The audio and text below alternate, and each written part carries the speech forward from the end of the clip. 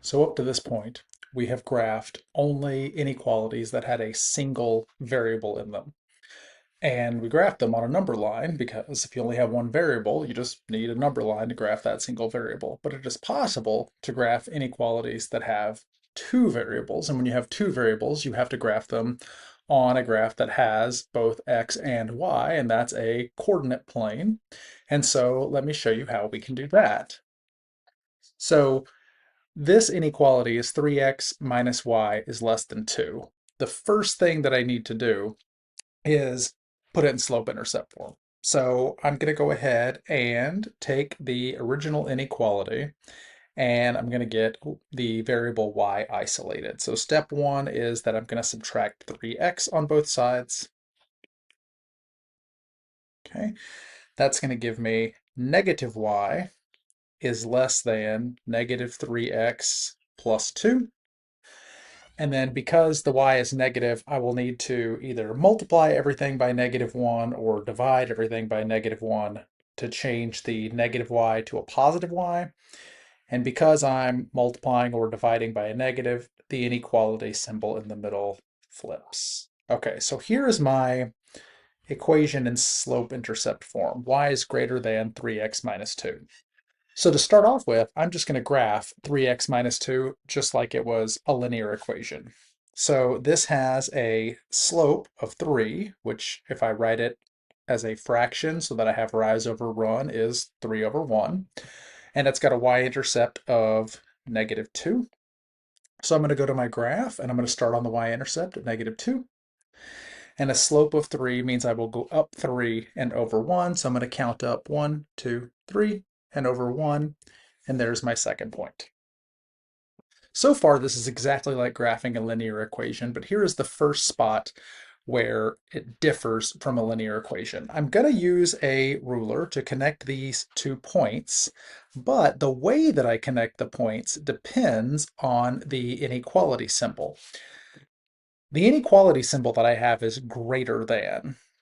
This is also how I would connect the points if the inequality symbol was less than. I want to say that it's all of the points, all of the coordinate pairs that are greater than 3x minus 2, but I don't want to include 3x minus 2. It's not greater than or equal to 3x minus 2. It's just greater than 3x minus 2. On a number line, the way that we did this was with an open circle. On a graph, a coordinate plane, the way that we do this is by connecting the points with a dotted line. And the dotted line is the way that we show on a coordinate plane. Oof, that first one off by a little bit. This is the way that we show on a coordinate plane that we are not including the line 3x minus 2. If we had the equal to line under it, we would connect these with a solid line, just like we do for an equation to say we are including 3x minus 2. Okay, so now the last part of this is, how do we show that it's everything greater than 3x minus 2? There's a couple of different ways that we can do this. If you go look this up in like a math textbook, or probably if you find a like a Khan Academy video or something, they recommend that you find what is called a test point.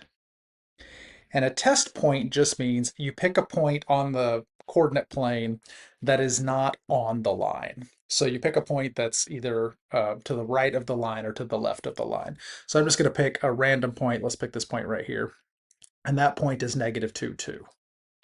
So I'm going to use the point -2, 2 as my test point. Now this is the long way of doing it. This is not the way I normally solve these, but it is a surefire way to get the right answer. So I'm going to show you this way first. So -2 is the x and +2 is the y. And so you take this test point that you pick, this just random point that's somewhere on the graph that is not on the line, and you plug it into your inequality. So my inequality was y is greater than 3x minus 2. So I replace the y with 2. It's greater than 3, and instead of 3 times x, I'm going to replace the x with my -2, and then -2. And so we'll just go ahead and solve this. 2 is greater than 3 times -2 is -6. And -6 minus 2 is negative 8. So what I end up with is 2 is greater than negative 8, and 2 is greater than negative 8 is a true statement. 2 is greater than negative 8. True. What this means is the part of the graph that includes my test point, negative 2, 2, every point in that part of the graph, which in this case is the part above the line, if you will, to the left of the line, every point in there is included in my solution set. So what I do is I come over and I say, okay, so that includes this point and this point and this point and this point and this point, and I'm actually going to do all of the dots. And you'll notice if I do all of the dots, if I put all of the coordinates that are in this area, what it's going to end up looking like is like I just colored in this side of the graph, which is actually what we're going to do. So we just shade in this part of the graph. And by shading it in, what we're saying is I am including all of these points. So that's the, I guess, textbook recommended way to figure out where you are supposed to shade. But the way I remember it is just if it's greater than or equal to, you shade above the line. Greater than means above, right? Just shade above the line. The line was going like this, so I just shaded the part that was above the line. If it's less than or equal to, you shade below the line.